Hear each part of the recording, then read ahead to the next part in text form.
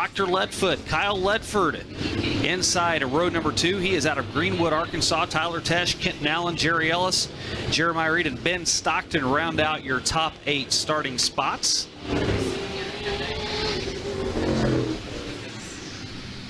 Chad Fuller, dad of Riley, will start inside row number 5. Then it's Jerry Brown. The rest of the crew in your top 16 spots.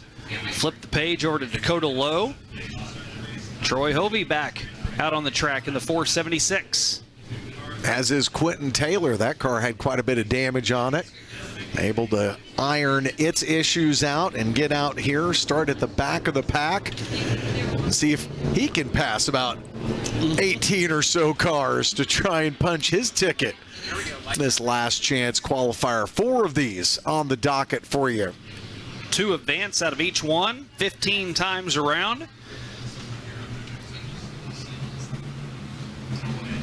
J.C. Newell, Joe Chisholm. They are on the front row. They will spy the orange cone and the big orange tire and drag race underneath the flag stand down the front stretch and fire off into 1 and 2. The Allen Auto Sports entry 83. Giving up just a little bit of real estate to the 25. Osage, Iowa's Chisholm. Chiseling his way around the top of the racetrack and then fires back down. He will lead him around here on circuit number 1. Shane, we have heard so much about this driver. I know you've had a chance to meet him, his brother, the family down in the pits. It's kind of been a lot of talk when you talk B-mods. The name Chisholm, the name Jackson comes up a lot in this neck of the woods. Now we get to see the talent from up north, and it's been impressive. And I think what is so impressive about that, all those good things we've heard have come from Chris Jackson. He's the one that tells us he is such a great young man. Joe Chisholm's got a bright future ahead of him as we're stacked up side by side. Deeper in the field, the number 9 making the dive bomb move there of Reed. He's going to get to the inside of Dr. Leadfoot. Jerry Ellis again at the Rainbow Warrior color scheme of the 24, running the high side of the number 98, Kenton Allen. We see him here a handful of times as the season goes on, having a good run, trying to earn his way in. That's Hollywood. Kenton Allen? Yeah. We can actually call him Hollywood now. The other Hollywood hadn't been here for a while. It's been a while since we've seen old Robert. Right now, trouble back further in the field for Dr. Leadfoot. Kyle Ledford, he is well off the pace, dropping all the way to the tailback. Meanwhile, Smoke out scorching the racetrack, out in front of the field. He's got J.C. Newell behind him. Kenton Allen trying to cruise his way up. The race car alongside him trying to get into that 3rd spot, Ben Stockton. They will go side by side through 4, and Jerry Ellis coming up behind him, that Rainbow 24 strong for the 3-day event, trying to race his way in. Just so impressed whenever he started coming here. Oh, geez, there you go, Corey. Boy, I did it again, didn't I? Jerry Ellis spins in turn number 2, collects 3 more cars, all in that. As the Hobby Time Motorsports safety crew will have to go back to work. Other cars involved. That's the number 20 of Chad Fuller. On the left side of your screen, Colin Pierce in the 15. 4 of these last chance qualifiers, meaning 8 spots up for grabs. With Mississippi Thunder, 4 wins at Mason City. He just needs 3 more to match the number on the side of the car. He will have the front row all to himself as they come firing off of turn number 4. He bends that 25 toward the bottom of the racetrack.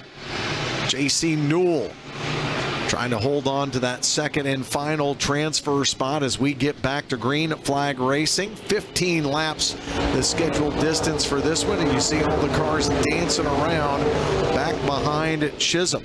Ben Stockton only 1 top 5 to his credit, runs mostly over at Lakeside. He was running in that top group. Now 3 wide. Deeper in the field is Jim Chisholm, about 5 car lengths ahead of J.C. Newell, and another 6 or 7 back to Ben Stockton. So Chad Fuller was involved in that accident. He ends up 4th in this line. Jeremiah Reed behind him.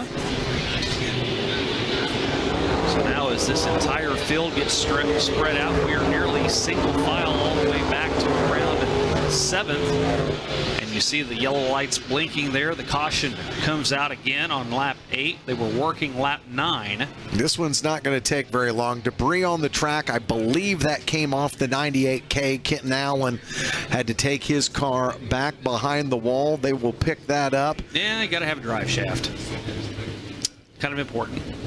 Nights, including this Chisholm family, just show you all enjoys it. They all do it together, whether it's first generation, second generation, third generation drivers, guys that carry the colors of the number of their dad or grandfather, keep those traditions going. The young Chisholm will get to the green flag. The 25 getting around the bottom of the racetrack really well. Ben Stockton wanting to battle J.C. Newell for that second transfer spot, but right now Newell needles it around the bottom of the racetrack. Not trying to allow Chisholm to get away, get out to another big lead. He had a little over a half a second advantage. So we've got 6 more circuits around the diamond of dirt tracks. That 476, Shane, there's just no quitting this dude. Look at him go to the top of the track now. That car has been beat up, and he will beat back Ben Stockton to take over third. 18th to 4th already, and he is still continuing to climb the ladder, trying to make a move around Ben Stockton. He does, so the 476 has now worked himself up to just 1 spot out of a transfer position, up 15 spots. Taylor up 10, but now they all have to track down Joe Chisholm and J.C. Newell. Joe, turned 15 in July?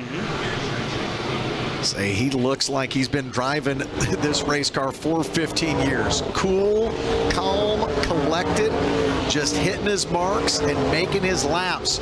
As he works his way down the backstretch again, you see the race further back on, but that is your race leader.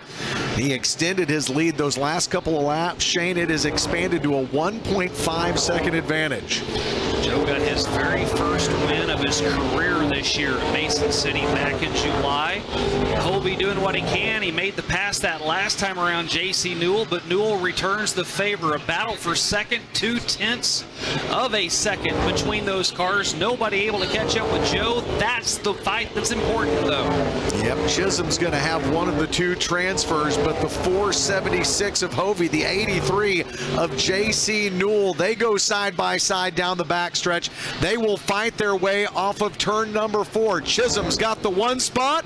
Hovey hammer down and into the second place spot. He nips J.C. Newell at the line. 0.111 seconds.